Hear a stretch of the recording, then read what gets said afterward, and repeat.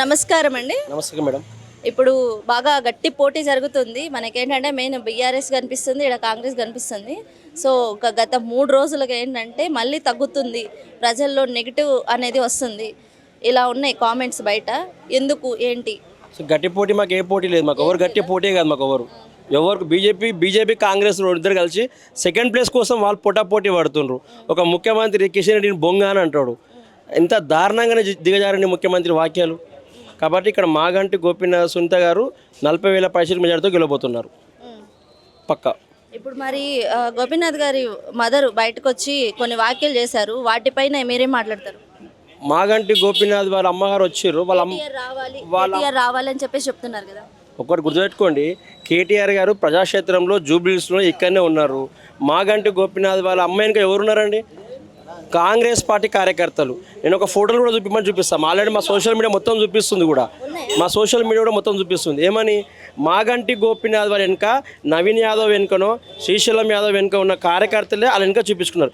MR ఆఫీస్కి వెళ్ళినప్పుడు చూపించుకున్నారు. మా సోషల్ మీడియా క్లియర్గా వాళ్ళని హైలైట్ చేసి కూడా మార్కేసి కూడా చూపించింది.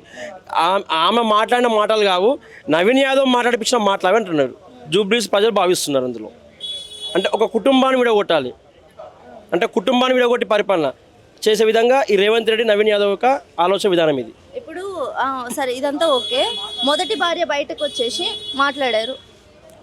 మొదటి భార్య బయటకు వచ్చి మాట్లాడదంటే తప్పు. మొదటి భార్య వచ్చి పిల్లలు కూడా బయటకు వచ్చి ఇది మా ఏదైతే ఈ గోపీనాథ్ గారికి దక్కిందో అదంతా మాకే దక్కాలి, ఇప్పుడు అదే సునీత గారికి కాదు అని చెప్పేసి వ్యాఖ్యలు బయటకి బహిరంగానే చెప్తున్నారు.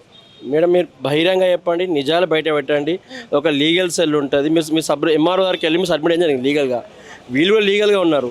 మాగంటి గోపీనాథ్ వాళ్ళ అమ్మ ఈమె సునీతను పెళ్లి చేసుకున్నప్పుడు పాత ఫోటోలో ఈమె కూడా పక్కన ఉంది కదా, ఆమె చేసుకున్నప్పుడు పక్కన ఉంది. కాబట్టి వాళ్ళ అప్పట్లో మాకు తెలియదు కానీ మనస్పర్ధలు వచ్చి విడిపోవడం జరిగింది. భారత రాజ్యాంగం ప్రకారం ఇట్లా రెండో పెళ్లి ట్రై చేసుకో అట్లా చేసుకుండు. వీళ్ళు ఈరోజు అలాగే ఎందుకు పెడుతున్నారంటే వ్యతిరేకము, ఆయన బతికున్నప్పుడు పోటీ చేసినప్పుడు అప్పుడు కూడా ఈయన నవీన్ యాదవ్ పోటీ చేసింది కదా, మరి అప్పుడు ఎందుకు బయట పెట్టలేదు? అప్పుడు మాగంటి గోపీనాథ్ మాట్లాడుతున్నాయి కదా. మాగంటి గోపీనాథ్ తెలియకుంటే ఈయన ఇంకేమైనా చేసిన అని చెప్పి ఇలా భార్య మీద అందరి మీద మన కుటుంబం పైన ఆరోపణలు చేస్తారు. ఇందులో నిజంగా చెప్తున్నా, నవీన్ యాదవ్ శ్రీశైలం యాదవ్ మనుషులు ఉన్నారు, మాగంటి గోపీనాథ్ వాళ్ళ అమ్మేనుక అందులో క్లియర్ తెలుసా ఉన్నారని. ఉన్నారేందండి, నేను సోషల్ మీడియా చూపిస్తాను. నేను క్లియర్గా నాకు టైం 5 నిమిషాల్లో ఎంఆర్ ఆఫీస్ కూడా పోయినప్పుడు ఆయన అనుకున్న 6 మంది క్యాండిడేట్లని కాంగ్రెస్ పార్టీ ప్రచారం చేస్తున్న నవీన్ యాదవ్ నామినేషన్ చేసేప్పుడు పక్కన అతను నేను చూపిస్తా. ఇది కాంగ్రెస్ పార్టీ ఆడుతున్న కుట్ర. ఇప్పుడు ఏంటి అంటే ఇదంతా కొత్త నెగిటివ్గా వచ్చేసింది ప్రజలకి, ఏమన్నా ఓడిపోయే ఛాన్సెస్ ఉన్నాయని చెప్పేసి కొంతమంది అంటున్నారు. సమాజంలో ఏమనుకుంటున్నారో నాకైతే తెలియదు కానీ జూబ్లీస్ ప్రజలకైతే చాలా చైతన్యవంతులు. గోపీనాథ్ అంటే ఏందో తెలుసు, సునీత అంటే ఏందో తెలుసు, గోపీనాథ్ గారి యొక్క పనితనం తెలుసు. కాబట్టి ఆ పనితనానికి తగిన గుర్తింపు ఇస్తారు. 11వ తారీఖు నాడు 14వ తారీఖు నాడు తెలుస్తుంది గోపీనాథ్ గారి మరి ఎవరున్నారు, ఇలా జూబ్లీస్ ప్రజలు ఏ పార్టీ అమ్మని కూడా చెప్తారు. అందులో పోయిన సంవత్సరం 2023 డిసెంబర్ 7వ తారీఖు నాడు రేవంత్ రెడ్డి గారు ప్రమాణ స్వీకారం చేసిండ్రు. 14 శాఖ మంత్రులు అయినాయి. 13 శాఖ మంత్రి పదవి ఇచ్చినాక జూబ్లీస్ ఎలక్షన్ మొన్న వచ్చినాక మంత్రి పదవి ఎందుకు ఇచ్చినావు అంటే ముస్లిమ్స్ మైనారిటీస్ ఇక్కడ ఎక్కువ ఉన్నారని చెప్పి వాళ్ళని ఏదో కప్పుపించుకోవడానికో వాళ్ళని ఏదో ముస్లిం ఓటు రావాలా దానికోసం ఇచ్చిన మంత్రి పదవి తప్ప కాదు. ఆయన మంత్రిగా కొనసాగాడు. ఎమ్మెల్సీ కాలేదు, ఎమ్మెల్యే కాలేదు. ఏ విధంగా నువ్వు అతని ఎమ్మెల్యే కానీ ఎమ్మెల్సీ ఎట్లా చేస్తావు అంటే ఇంకొక ఎమ్మెల్యే చంపి ఎమ్మెల్యే చేసి నేను మంత్రి పదవి కొనసాగిస్తావా, లేకపోతే ఎమ్మెల్సీ తీసి నాకు ఇస్తావా? ఎట్లా ఇస్తావు? అది చెల్లని మంత్రి, చెల్లని కాంగ్రెస్ పార్టీ జూబ్లీస్లో.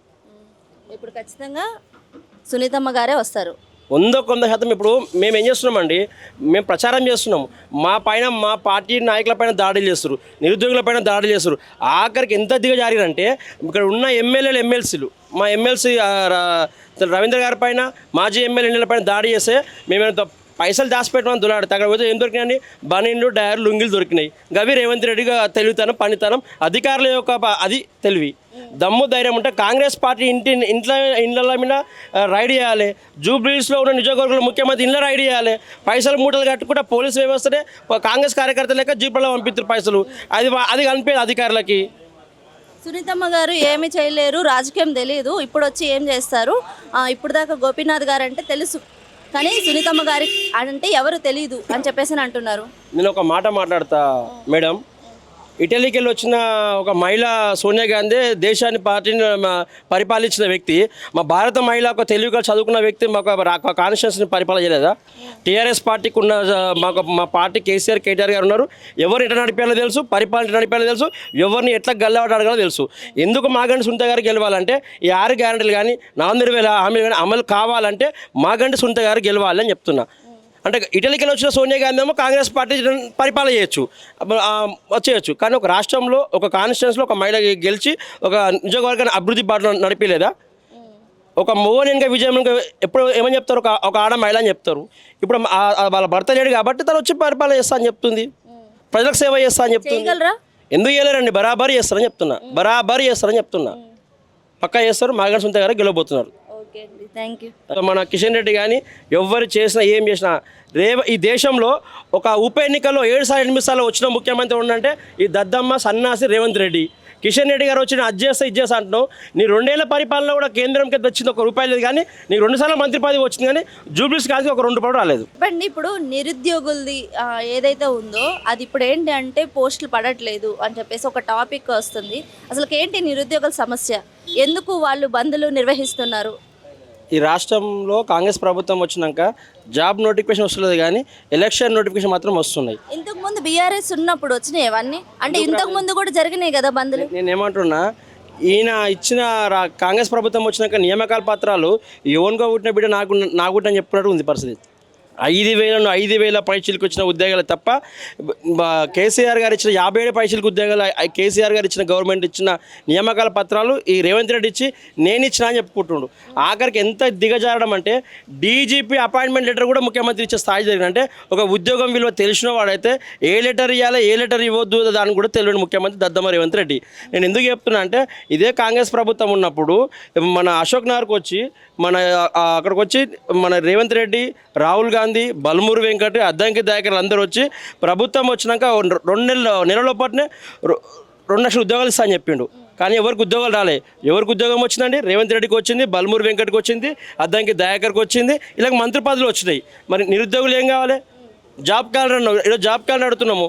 ఇక్కడ ఉన్న ఒక ఉస్మాన్ యూనివర్సిటీ ఒక ఆస్మాన్ ఒక అమ్మాయి విద్యార్థి పోటీ చేస్తే అమ్మాయి పైన దాడి చేయడము, అమ్మాయిని బెదిరించడము, ఇది ప్రజాస్వామ్యం లేకపోతే ఏంది? ఇది రౌడీల పాలన.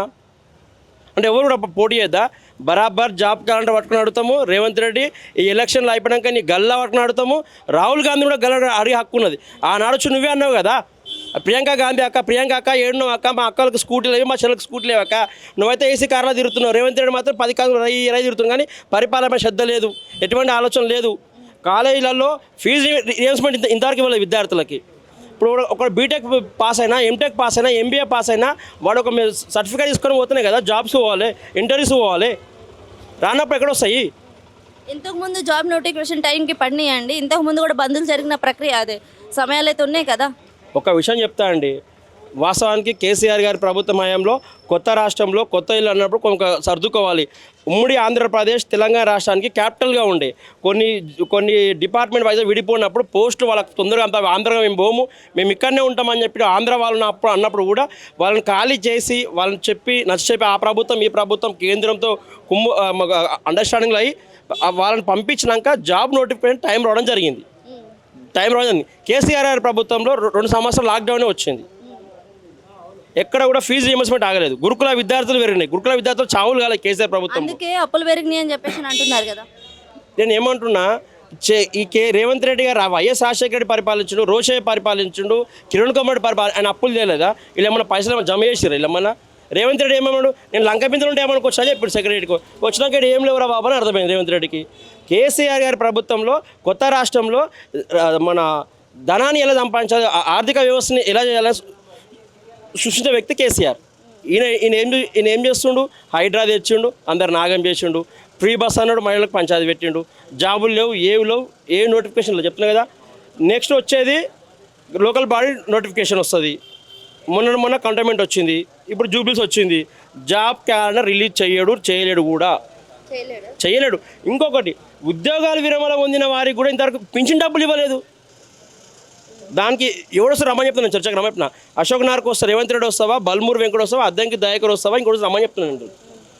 నిరుద్యోగుల తరపున కూడా ఇక్కడ ఉన్న చాలా మంది నేను ప్రచారం చేస్తున్నప్పుడు కూడా ఐటీ సెక్టర్ అండి, జూబ్లీస్ కాన్షియస్లో ఆనుకోన్న ఐటీ సెక్టర్ మొత్తం ముంబై పోయింది, బెంగళూరు పోయింది, ఇక్కడ నుంచి ఎల్ఎన్టీ కంపెనీ కూడా వెళ్ళిపోయి జరిగింది, ఫార్మా సెక్టర్ కంపెనీ కూడా వెళ్ళిపోవడం జరిగింది ఆఖరికి.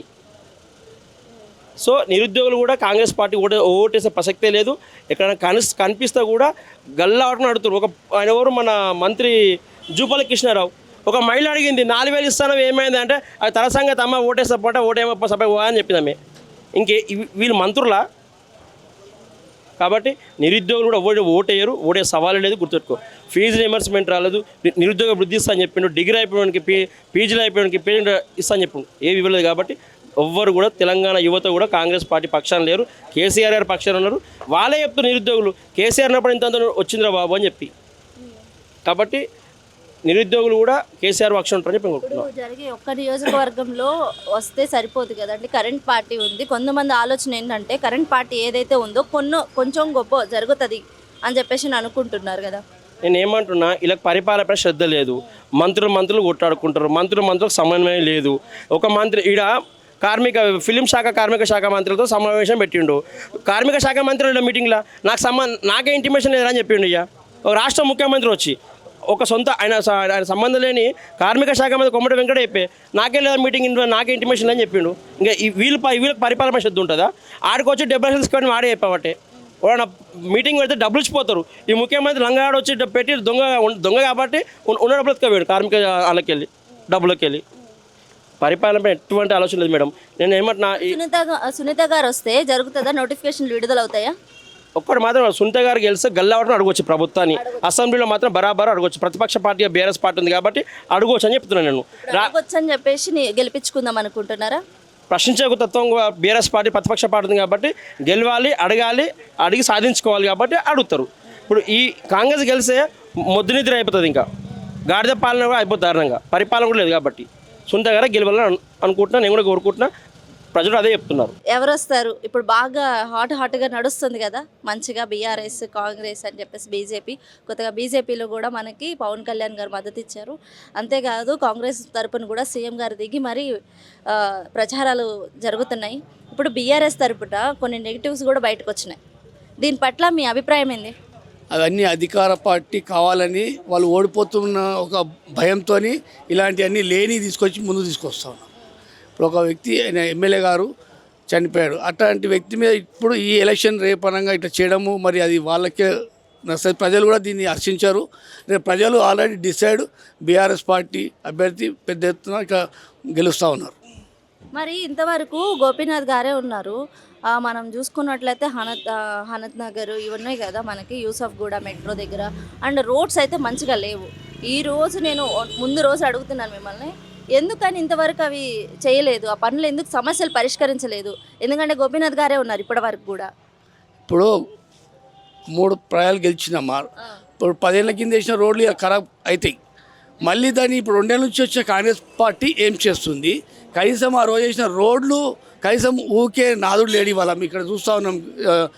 శ్రీ కృష్ణానగర్లో ఇక్కడ అంతా కూడా ఇలా మంచి సీసీ రోడ్లు ఉన్నాయి, కనీసం అవి స్వీపింగ్ కూడా చేసే వాళ్ళు లేరు. ఇవాళ 3 సార్లు గెలిచినంటే పని చేస్తేనే 3 సార్లు గెలుస్తారు కదా పబ్లిక్. ఇలా ఒక్కసారి 2 సార్లు 3 హ్యాట్రిక్ కొట్టిన ఎమ్మెల్యే అయినా మరి ప్రజలకు ఎంత దగ్గర ఉన్నాడు, ఎంత వర్క్ చేసింది కాబట్టి గెలిపించుకున్నారు. ఇది అధికార పార్టీ కావాలని సృష్టిస్తున్నాం. ఇది వాళ్ళే సృష్టిస్తున్నారా? వాళ్ళే వెనుక ఉండి సృష్టిస్తున్నారు. ఎందుకంటే లేనిది రేపు ఎలక్షన్ అనగా ఇవి బయటికి రావడము ఇలాంటి దానిగా తప్పకుండా కాంగ్రెస్ పార్టీ హస్తం ఉంది. వాళ్ళ హస్తమే ఉందంటారు. ఇదంతా అబద్ధ ప్రచారమే అంటారు. అబద్ధమా నిజమా అనేది అది కాలమే నిర్ణయిస్తుంది. కానీ ఇప్పుడు ఎలక్షన్ రేపు అనగా ఇది అధికార పార్టీ సృష్టి అని నేను అంటున్నాను. సో ఇప్పుడు మనకి నిరుద్యోగులది ఇది కావచ్చు అండ్ మనకి రీసెంట్గా రేవంత్ రెడ్డి గారు కొన్ని కామెంట్స్ చేశారు, అవి బాగా ట్రోల్ అవుతున్నాయి కూడా. ఇప్పుడు ఉన్నాయి కదా, ముస్లిమ్స్ కాంగ్రెస్ అంటే ముస్లిం అంటే కాంగ్రెస్, దీని పట్ల మీ అభిప్రాయం ఏంది? మైనార్టీలు మాయంబడి కూడా ఉన్నారమ్మా. ఎందుకంటే 10 సంవత్సరాలు కేసీఆర్ పాలనలో వాళ్ళకు మస్జిద్లకు కానీ నీకు ఇనాం వాళ్ళ గురువులకు కానీ ఏ విధంగా అయితే కేసీఆర్ గారు చేసిరో వాళ్ళు మర్చిపోరు. తప్పకుండా మాయంబడి మెజార్టీ ముస్లిం మైనార్టీ సోదరులు ఉన్నారు.